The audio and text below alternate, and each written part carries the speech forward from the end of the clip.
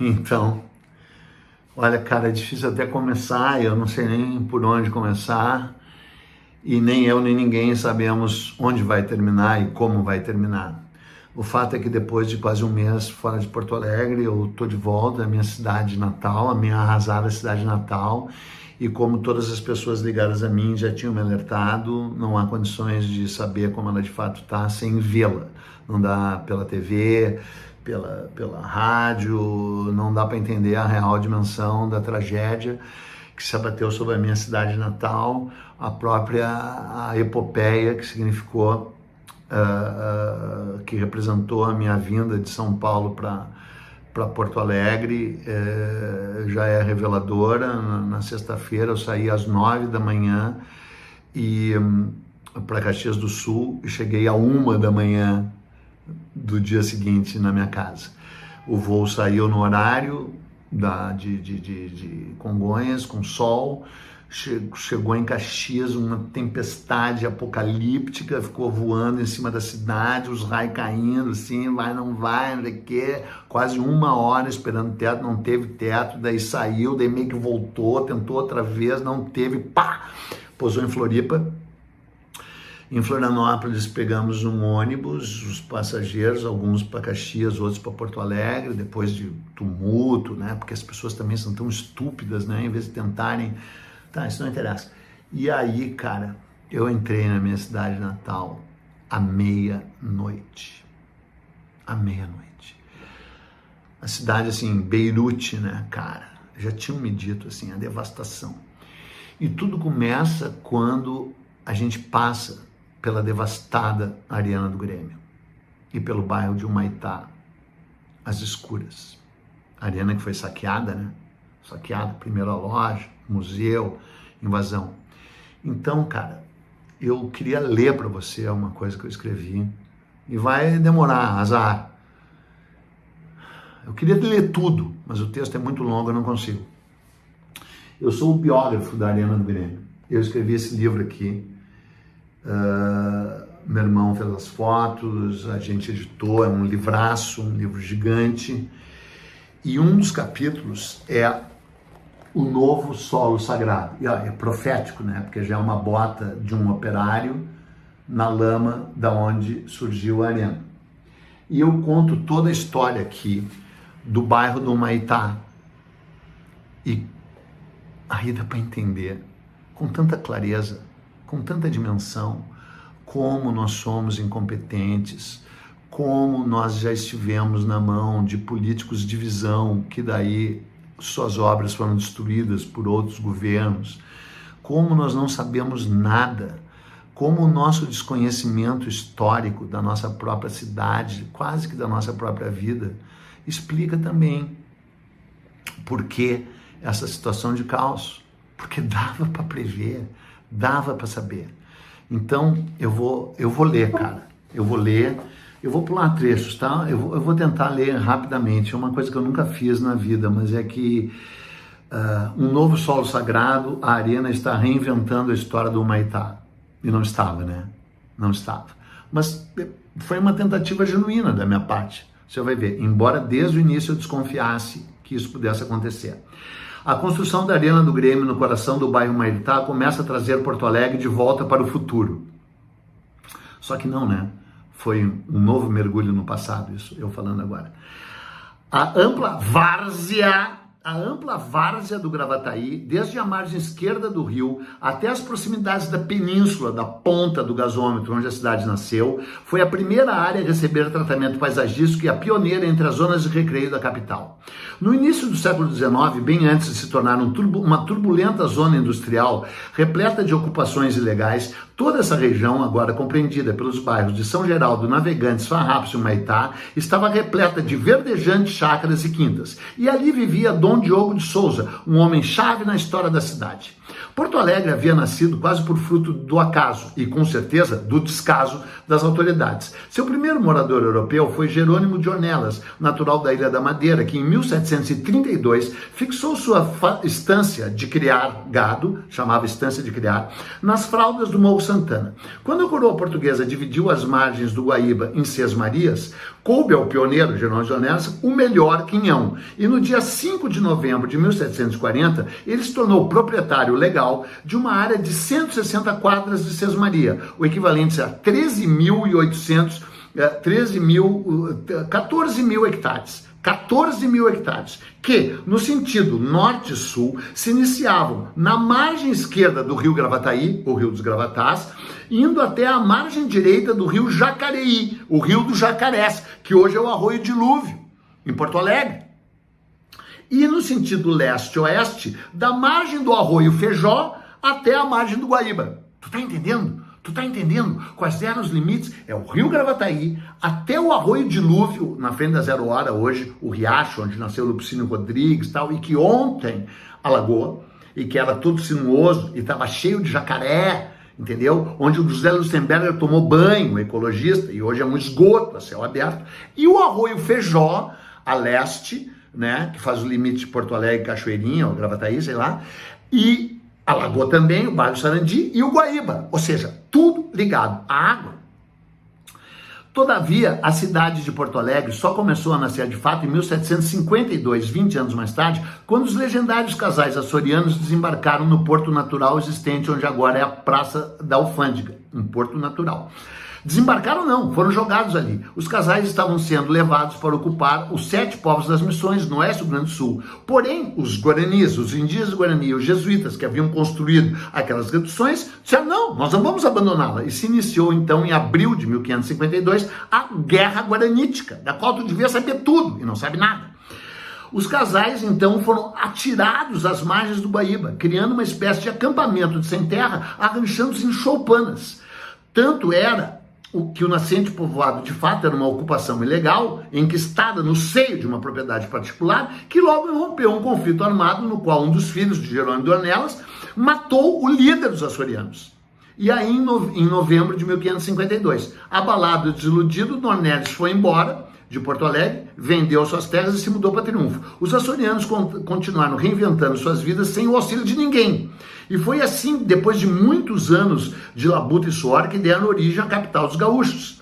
Mas isso só começou a se concretizar de fato em 1772, 40 anos depois de Jerônimo e 20 anos depois de chegar, quando a coroa portuguesa se viu forçada a transferir a sede administrativa da capitania de Viamão para Porto Alegre. Nascia assim a Vila de Nossa Senhora da Madre de Deus de Porto Alegre. Eu não vou conseguir ler tudo, porque isso aqui é uma página e são quase 20, né? Mas daí é o seguinte, eles criaram um lugar chamado Caminho Novo. O Caminho Novo é a Voluntários da Pátria. Eu vou te ler como é que era a Voluntários da Pátria.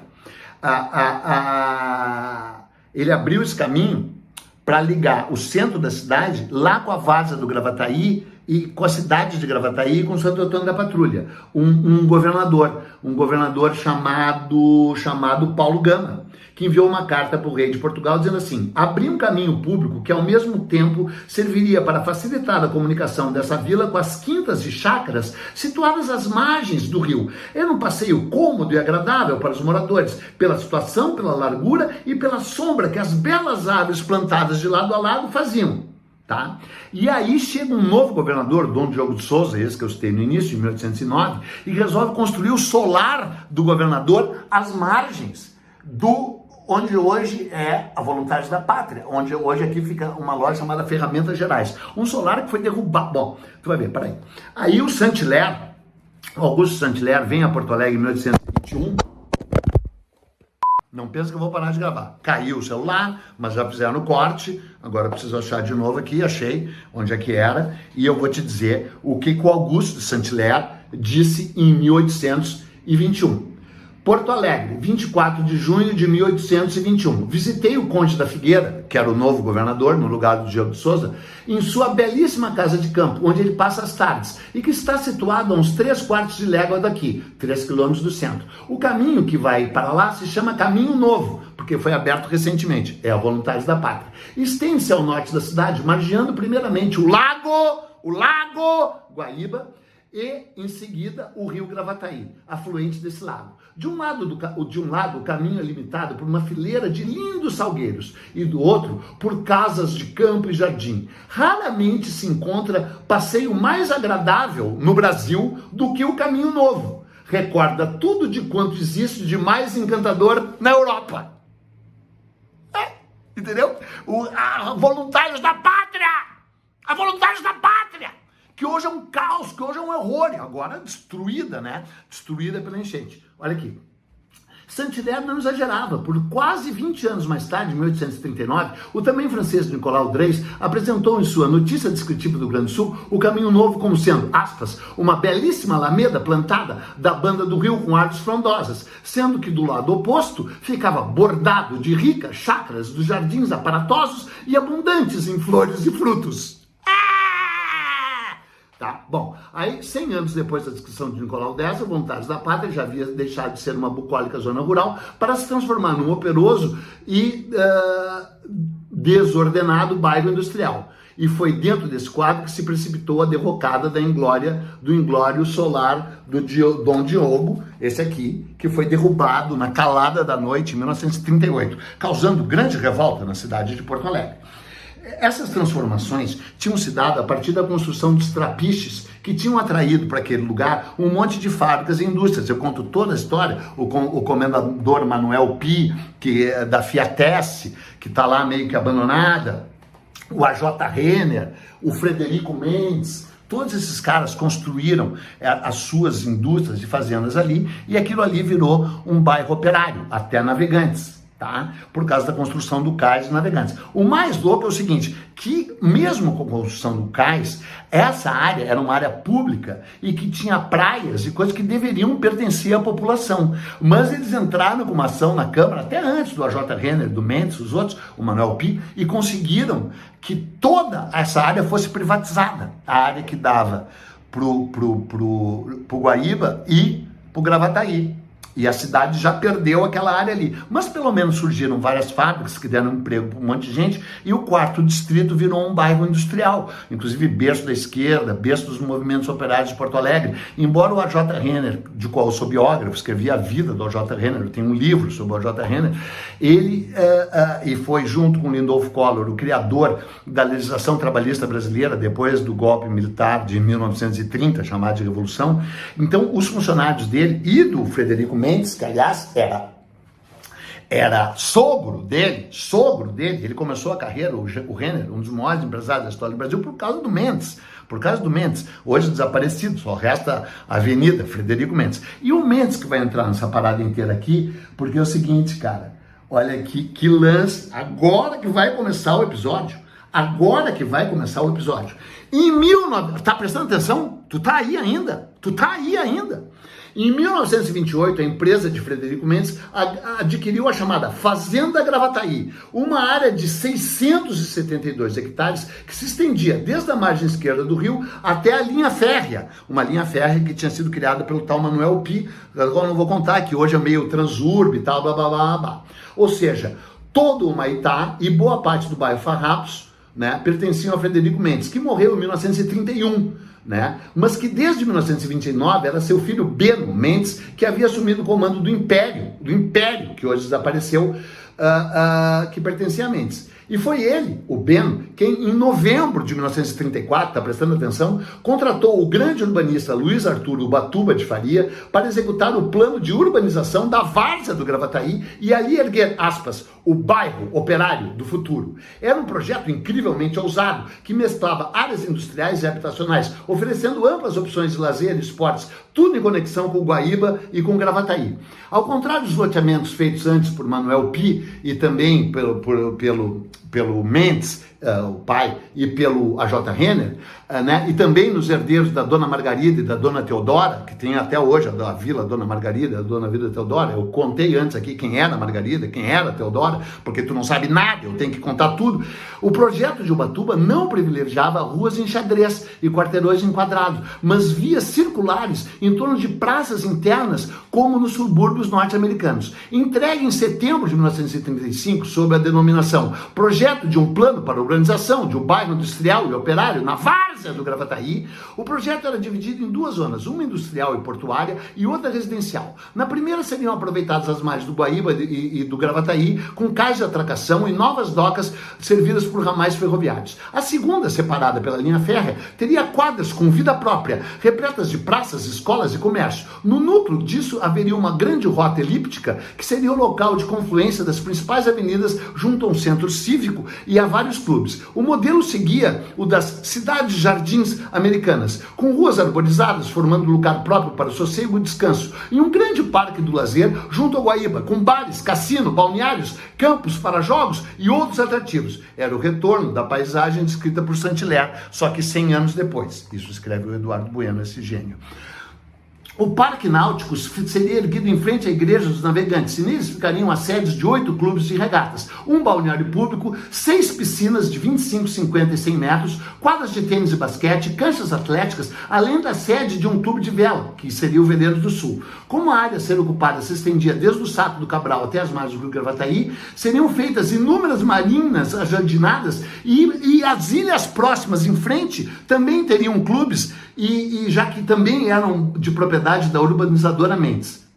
Mas tudo isso foi literalmente por água abaixo com a devastadora enchente de 1941, a maior já registrada no estado, só que agora não é mais a maior, que inundou Porto Alegre e submergiu não apenas o quarto distrito, mas também os planos e as obras já iniciadas pela firma. Em 1942, então, a maior porção da Fazenda Gravataí foi desapropriada pelo governo para a construção de diques de contenção de leste a oeste. No ano seguinte, mais 40 hectares foram desapropriados pela aviação férrea do Rio Grande do Sul, que se comprometeu a fazer taludes por onde passaria a linha férrea, represando qualquer possível nova enchente do Guaíba, até a cota de 5 metros.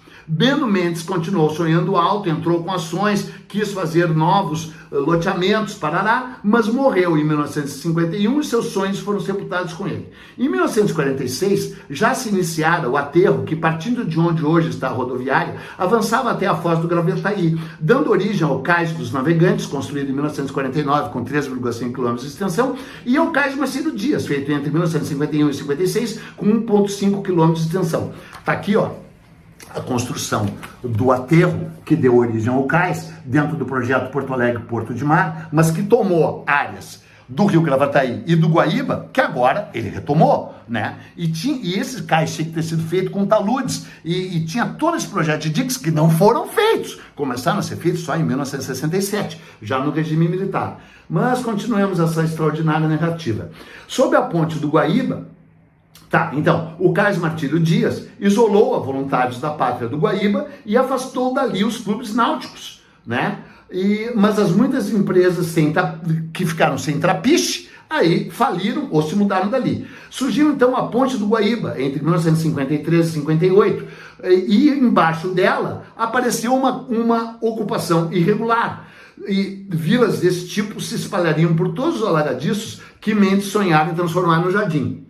Getúlio Vargas se suicidou em 1954 e o tiro que ele disparou contra o coração dele atingiu também o Rio Grande do Sul, já que Juscelino Kubitschek tomou posse na presidência em janeiro de 1950, prometendo fazer 50 anos e 5, só que só destinou 5% de suas verbas ao Rio Grande do Sul, que logo mergulhou em profunda crise econômica. O conglomerado Afonso de Mendes, fundado em 1894, faliu, entrou em declínio. O A.J. Renner também começou a entrar em declínio. Em setembro de 1960, então, o governador Leonel Brizola, que havia assumido o Piratini em março de 1959, decretou a desapropriação da maior parte da área pertencente à urbanizadora Mendes, porque concluiu que aquela era uma zona que deveria ser uma zona de contenção às enchentes.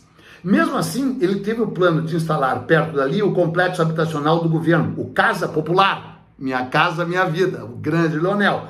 Só que esse projeto nunca saiu do papel porque houve um golpe militar em 1964. Então, se instala um regime de concentração de renda e exclusão social, né, na qual um perfil cada vez mais desordenado de ocupação urbana começa no Brasil inteiro e, obviamente, chega a essa região, até então desocupada. Olha aqui, cara. Olha a foto aqui, cara. Olha como é que era ali. Isso aqui é onde é a Arena do Grêmio hoje, ali, ó. Tá vendo ali, ó? Tá vendo ali? Tá vendo? Bom, aí, graças ao dinheiro fácil de planos econômicos, um monte de empresa começa a se instalar na outra margem do Gravataí, com incentivos fiscais, com isso, com aquilo, que não pagaram, alguns, não sei o quê, e um monte de fábrica desse lado também, aquelas fábricas horrorosas que tu passa ali, bem quando o Gravataí faz aquela curva, né, da Castelo Branco. Aliás, Castelo Branco, não é legalidade que chamava isso, né, essa avenida. Bom, aí é o seguinte, enquanto as empresas turbinadas por incentivos fiscais e dinheiro barato iam se instalando na várzea, em ambas as margens do Gravataí, vilas populares se disseminavam ao redor delas. A Vila Trevo, a Vila da Areia, a Vila Farrapos, a Vila Teodoro. A economia vai bem, mas o povo vai mal, tinha dito Gastazu Médici, né? Em 1971, um aterro em forma de dique deu origem à Avenida Castelo Branco, conectando Porto Alegre com a recém-inaugurada Freeway. O mundo começou a passar a 100 por hora por ali, sem olhar para o lado. O que mais que eu vou te dizer, cara? Tem um monte de coisa aqui, ó. Tem um monte, tem todos os mapas, tal, papapá. Quando eu fui contratado para fazer esse livro, eu disse para eles, olha, cara, essa zona aí já tem... Aqui é o Estádio Olímpico, ó, porque também tem toda a história do Estádio Olímpico, né? Que evidentemente não alagou, né? Que também tem uma história complexa, a Baixada tem uma história... Tudo tem história, cara. E tá tudo conectado. E tudo explica isso tudo.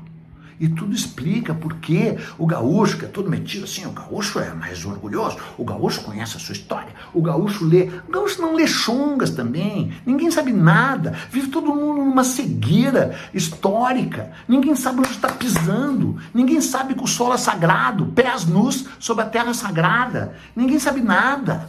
E é o seguinte, eu que tenho que saber isso? Não, não sou eu. Agora, óbvio, tem urbanistas que sabem isso? Claro. Tem historiadores que sabem isso? Claro. Agora, eles são escutados pelo governo? Eles são escutados... Agora, o governo somos nós, cara.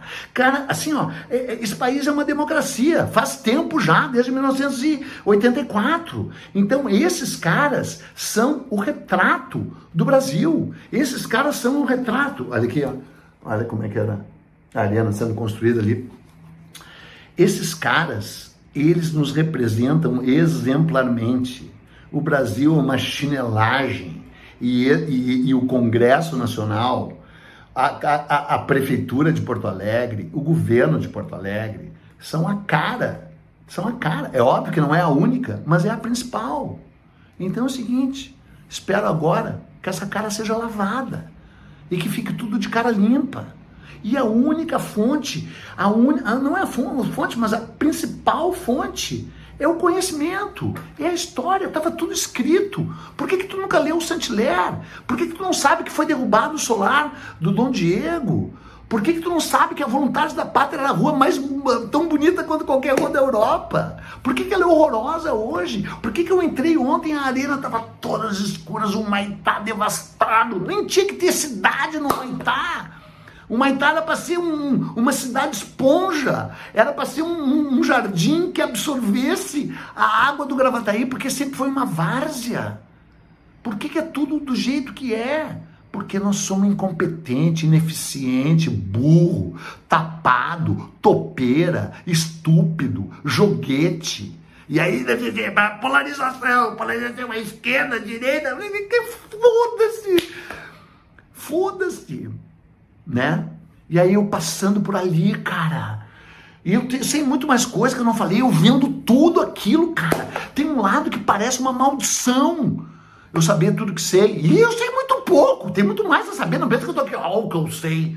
O que eu sei só revela o quanto eu não sei. Óbvio que eu sei muito, óbvio que eu li muito, mas eu sou pago. Eu ganhei uma fortuna para fazer essa porra desse livro. No fim também, como todas as fortunas que eu ganhei, não valeu tanto a pena, porque eu fiquei 1 ano e meio fazendo essa porra. Ainda tive que me envolver lá, OAS, direção do Grêmio, cacete, papapá, né?